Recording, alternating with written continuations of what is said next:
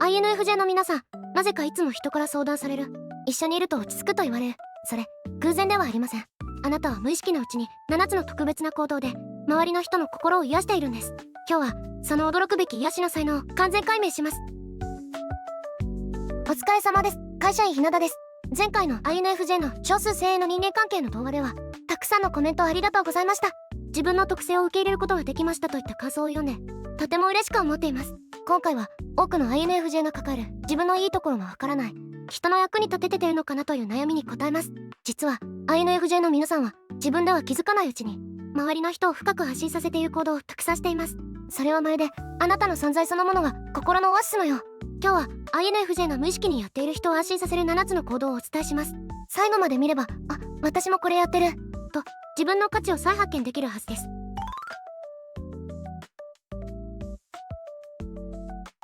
INFJ の皆さん、こんな経験はありませんか？なんで私ばっかり相談されるんだろう？特別なことしてないのに頼られる。一緒にいると落ち着くって言われるけど、何もしてないのに。実は、これらは偶然ではありません。INFJ には人を自然と安心させる才能があるんです。でも、多くの INFJ は自分の価値を過小評価しがち。私なんて大したことしてないって思ってしまいます。でも、それは間違いです。あなたはすでに多くの人の心を支え、癒しているんです。今から7つの行動をお話しします。きっとこれ、私もやってると思うものはたくさんあるはずです。僕もなんだかよく相談されるのだ。でも特別なことしてるつもりはないのだ。まさにそうですね、ズンナも。それが INFJ の素晴らしいところ。自然体で人を癒しているんです。それでは早速、1つ目から見ていきましょう。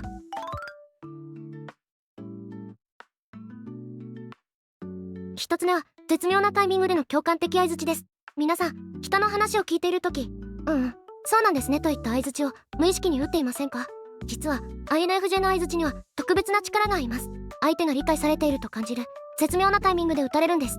多くの人は話を聞いているようで、次に何を言おうか考えています。でも INFJ は違います。相手の感情の波に合わせて自然と共感の相槌を返せるんです。私の友人の話です。彼女は職場で悩みを相談した時、 INFJ の同僚にこの人だけは私を本当に分かってくれると感じたそうです。理由を聞くと、言いたいことを言葉になる前に理解してくれる感じがした。相槌のタイミングが完璧で心が軽くなったと話していました。これは INFJ が相手の感情を深く感じ取り、寄り添う形で相槌を打っているからなんです。僕も友達の話を聞いてるとき、自然とって言っちゃうのだ。それが良いことだったのだ。とても良いことです。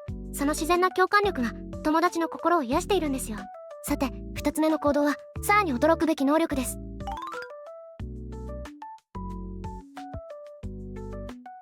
2つ目は、言葉にならない感情を察する共感のアンテナです。 INFJ の皆さん、相手が何も言わなくてもなんか元気ないなって感じ取ることはありませんか？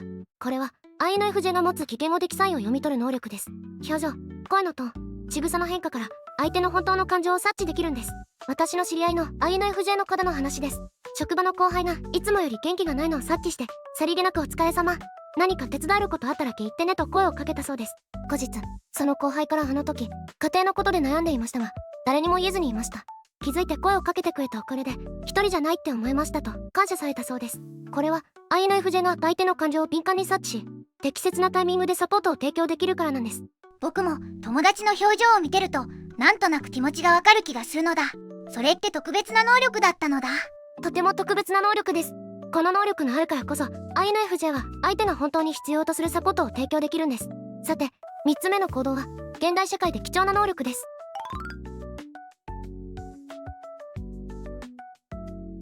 3つ目は、批判せずに受け止める無条件受容力です。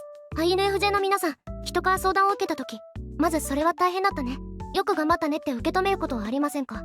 これは現代社会で貴重な能力です。多くの人は相談を受けるとすぐにアドバイスをしたり分析したりしがちです。まず相手の感情や体験をそのまま受け入れることから始めます。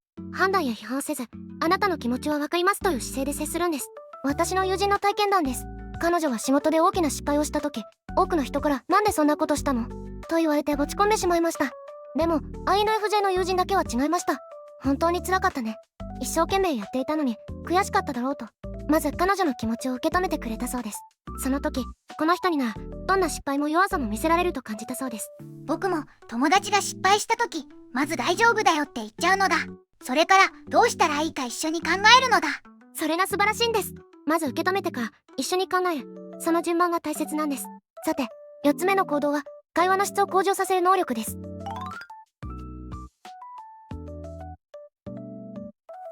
4つ目は相手のペースに合わせた調和的会話調整です。 INFJ の皆さん、人と話している時無意識に相手の話すスピードや間の取り方に合わせていませんか？これは INFJ を持つ調和能力の一つです。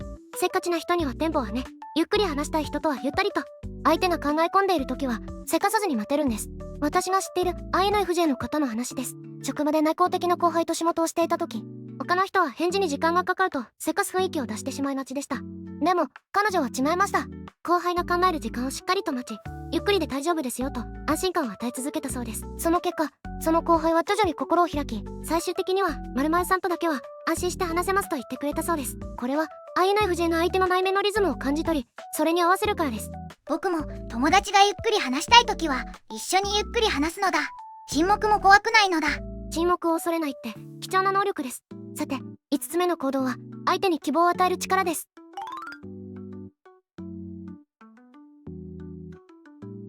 5つ目は相手の可能性を信じる成長しないの眼差しです。 INFJ の皆さん、人と接するとき、この人はもっと成長できる、きっと乗り越えられるという未来の可能性を感じることはありませんか？これは INFJ の持つ洞察力の一つです。相手の潜在能力を見抜き、信じ続けることができるんです。転職活動で何度も失敗して諦めかけていた時、 INFJ の友人があなたの部分は必要としている会社があるはず、今は辛いけどきっといい出会いがあると励ましてくれたそうです。その時、単なる慰めではなく、本当に自分の可能性を信じてくれているのが伝わってきて、もう少し頑張ってみようと思えたそうです。結果的にその後素晴らしい会社に転職できました。あの時、〇〇さんが私の可能性を信じてくれていなかったら諦めていたかもしれないと感謝していました。これは INFJ の人の本質的な価値を見抜く力を持っているからです。僕も友達が落ち込んでる時、きっと大丈夫だよって心から思うのだ。その人の良いところがたくさん見えるのだ。その眼差しがどれだけ多くの人を救っているか分かりますか？人は誰かに可能性を信じてもらえると自分でも信じられるようになるんです。さて、6つ目の行動は現代社会で重要なものです。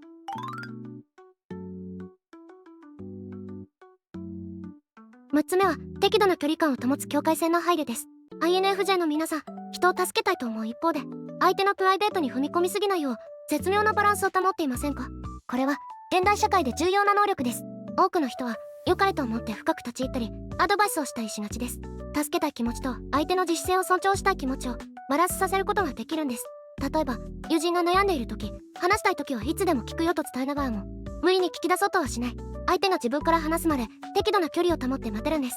私が知っている INFJ の方は同僚の悩みを察知した時、何か力になれることがあったら言ってくださいねと伝えた後、詳しく聞こうとはしませんでした。その同僚は後日、私のプライベートを詮索せず、でもサポートしてくれる姿勢を示してくれた。それがとても安心でしたと話していたそうです。これは INFJ が相手の自主性と尊厳を大切にしているからです。僕も友達が悩んでても無理に聞こうとはしないのだ。でもいつでも聞くよって伝えるのだ。それが完璧なバランス感覚です。相手に選択権を残しながらサポートの意思を伝える。そして最後の7つ目は INFJ の存在そのものが持つ力です。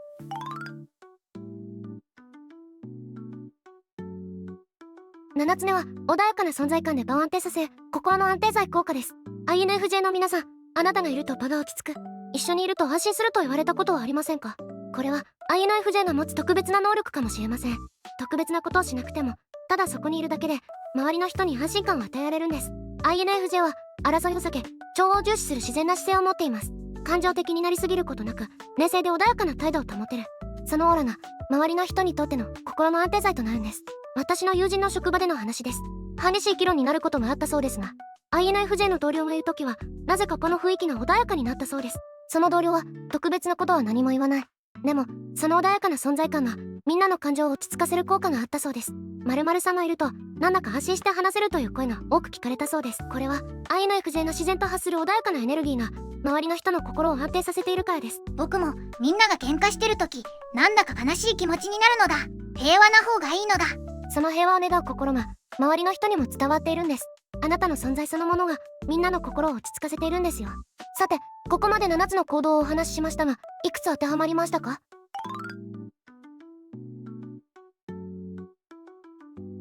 ここまで聞いて私もある、まさに私のことだって思った方、ぜひコメントで教えてください。7つの行動の中で特に当てはまるもの、人から感謝された経験、無意識にやっていた癒し行動などあなたの体験談をシェアしてください。同じ INFJ 同士、あるあるを共有し合いましょう。きっとあなたの体験談を読んで私だけじゃなかったと安心する人もいるはずです。みんなのあるある、僕もいっぱい知りたいのだ。